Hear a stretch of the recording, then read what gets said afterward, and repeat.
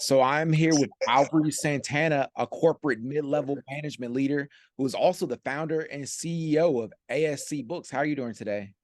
I am doing well. How about yourself? I'm excellent. Thank you so much for taking me the time. I was reading ASC, it actually stands for Alvarys S. Chisholm. How did you decide to create a company that is devoted to releasing stories? Yes, absolutely. So initially, I actually wanted to name the company Artistically Spoken and Cultured, but I just went with my names, the initials, so Alvarys Santana, and then obviously my husband's name, last name Chisholm.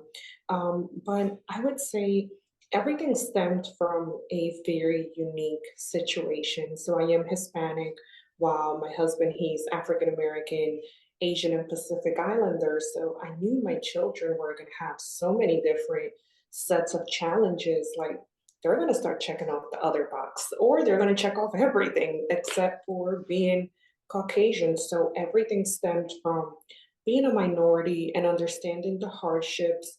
But also, I saw that there were not many stories that focused on minority children that were disabled. And that is still something that is really big within the community, yet that wasn't being showcased. So just being able to bring that out so children can see themselves, that's where I wanted to focus on. You know, being someone who works in corporate America, there's been a lot of talk about how corporate America doesn't really care about diversity, equity, and inclusion. And you see a lot of those teams that they loudly champion in 2020 being trimmed quietly. Can you kind of speak to that? Sure. So I would say there's definitely a lot of different teams, and this is in no way affiliated with my employer. I would just say in general, just because I have a lot of friends and also I see the different trends, but there are a lot of teams that are being, I would say, separated from that diversity and inclusion stem. A lot of different business resource group and ethnic resource groups just being cut off automatically. And of course, they were big champions 2, 3 years ago. But now that everyone, I see all the companies bringing their employees back to office, there's definitely been a shift in what that culture would look like. And you're a big proponent of teaching DEI earlier than when you enter the workforce. You want to teach it to kids. What gave you that idea?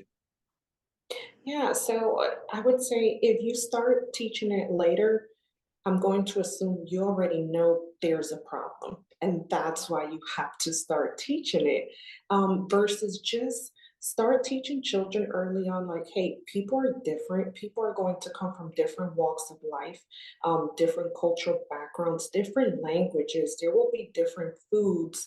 So just being able to explore the difference and in an authentic way, because children are so innocent. A lot of these children, everything that they learn is learned behavior from the adults that they see around them. So if you start showing them, like, hey, this is normal, just learn how to respect how someone else is. Once you do get to a corporate level or just any employer level, you wouldn't necessarily have to feel like you're starting from scratch on showing people to accept and be respectful of other people's differences. Definitely. Your books, they represent, children who aren't necessarily represented all the time in literature. Was there any characters or stories and stuff when you were growing up that, stood out to you because they had minority characters or felt like you could see yourself in the characters? Yeah, so there was only this one story that I actually read in high school. So it wasn't even early on, but it was like Water for Chocolate. And it was actually a story about a Mexican family. Now, I'm not Mexican, I'm from the Caribbean, which is so far. But it was the only story where I found Spanish words, where I found the grandmas and everyone being reflected of what I had experienced growing up, and also stories that I was familiar with. And throughout my high school years, that's when I started seeking stories that would represent my culture or that had some sort of familiarity with who I was. That's what got me into reading. That's what created a passion for writing, understanding that I can tell my story or I can share things and other people are going to actually really like it. Definitely. And you also, in addition to having books, you have educational and motivational flashcards. And like I guess like one of their uses is they combat the harmful effects of artificial intelligence. Can you talk about that? So I have three different sets of flashcards, and some of them accompany the book. So I would say it's more about being authentic. Kids these days are taught to use computers. I mean, my 3-year-old probably handles my phone better than I do. So I'm sure once they start entering schools or workforces or whatever it is where they're in a group setting, they are going to start being taught to think this certain way to take a test and this is the answer. They're going to be taught to use certain technology to do certain things. And it's okay to leverage technology. I mean, technology is great and has changed our lives and benefited us in so many different ways. But there is nothing more powerful than your brain, your capacity. I mean, who created all of these different things? It was someone's brain and someone's creativity to step out of their comfort zone. So it's more of just flashcard games that are going to combat what is that creativity. Also, having a different language. So some of them are bilingual flashcards. And then there are a set of different flashcards that focus on differences. So whether those differences are physical, if they're with a disability, if they're with language, people's different accents, so just games that children can see and start normalizing like all of this, we call it different, yet we're all the same. What's next for you as an author?